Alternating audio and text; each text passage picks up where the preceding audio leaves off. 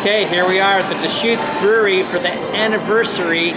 We're here early before the crowds have made it in, and we're going to be trying some great beers for sure.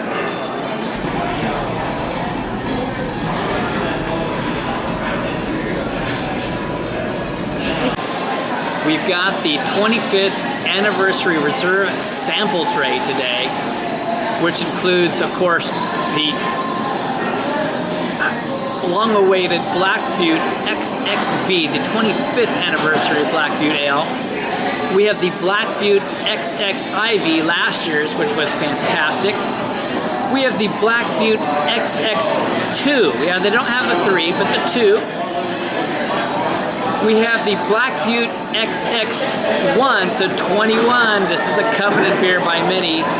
And we have the Super Jubel, and I'll talk about each of those individually as we go through them. For those of you who don't know, I'm going to read off and tell you what the description of this year's Black Butte is. Dates, figs and chocolate, black currants, barrel-aged in bourbon casks. Let's give it a shot.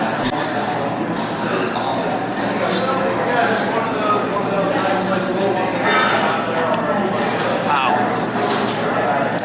The body's not as dense as I expected. It's more like it's on the full end of a light body or a medium body. But this is packed with flavors. And you know this is one of these best after beers. It's going to continue to improve.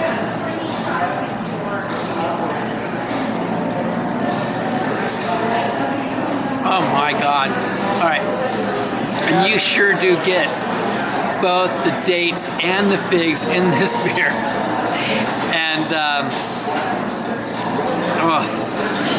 And the chocolate, you got a lot of burnt malts in it. So it's like a really rich burnt, like campfire wood type flavor in it, which is really a little bit different, a little fun. It's going to be fun to see how this one ages. We're going to go to last year's.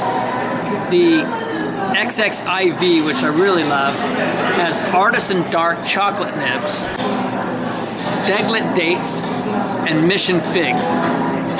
That one was a real winner.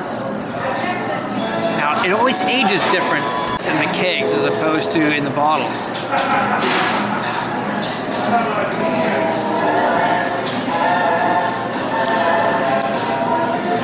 This one is drinking so nice. This one is on the light end of a full body. It's a little thicker, a little bit more creamy. Of course, it's smoothed out with a year of age on it. But those flavors with the Mission figs are awesome. All right, next one up is the Black Butte XXII, so the 22. This one I've never had. It's a full version of subtle flavors from cocoa nibs and dark chocolate from Theo's Chocolate in Seattle. All right, let's give this one a whirl. Oh, that one took an immediate different twist in the flavor right away. I got some dark fruit on that. Enjoy.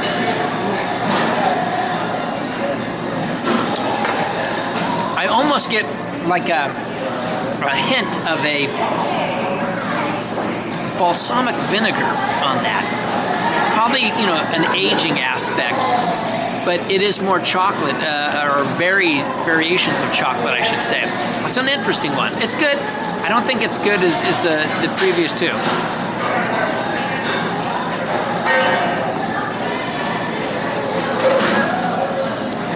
Now, I don't know how this will have aged. This one I'm excited for. I've heard great things. This is the XXI. It's the 21.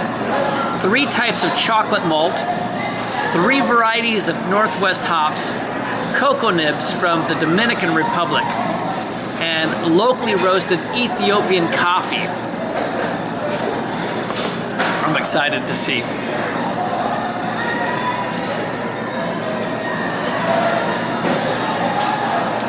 Oh, wow. I would love to have had this fresh, but wow, that's a whole nother twist again.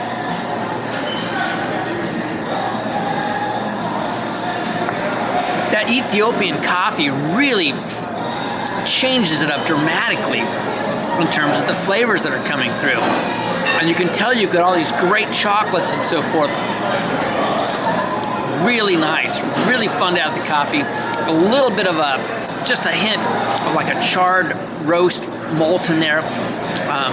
More of the charred burnt, you know, I'm getting more of that, you know, beechwood, smoky beechwood type aspect on it. Really nice.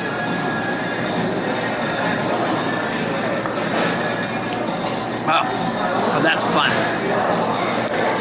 The last one is a different one altogether. This is the Super Jubel. It's their Jubel Ale, actually, but it's a barrel-aged version. It's made with the same recipe as Jubel Ale, but with an increased amount of malt to create a stronger beer for the most festive time of the year. We aged 100% of it in Oregon Pinot oak casks to create a super smooth experience. Wow, so the Jubel Ale pumped up a bit. It's 65 IBUs and 10% ABV, and Pinot Barrels, 100%. Let's see.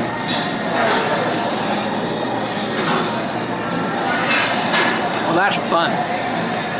That's one hell of a holiday beer. If you've ever had Jubel Ale, they keep pumping up the ABVs, but this one's hopped up nice. It has an extra kick of alcohol in there, but the Pinot Barrels really put quite a twist on the whole flavor.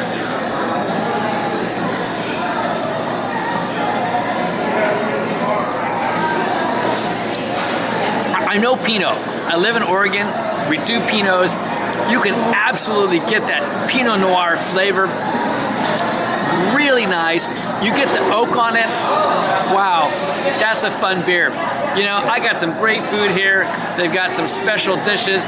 I've got a ravioli dish here with butternut squash in there. I'm gonna have some fun. I might show you a few shots after. Hope you've enjoyed it. I'll be picking up a bottle, and I think that I'm sharing in the purchase of a case later with some friends. We'll catch you later.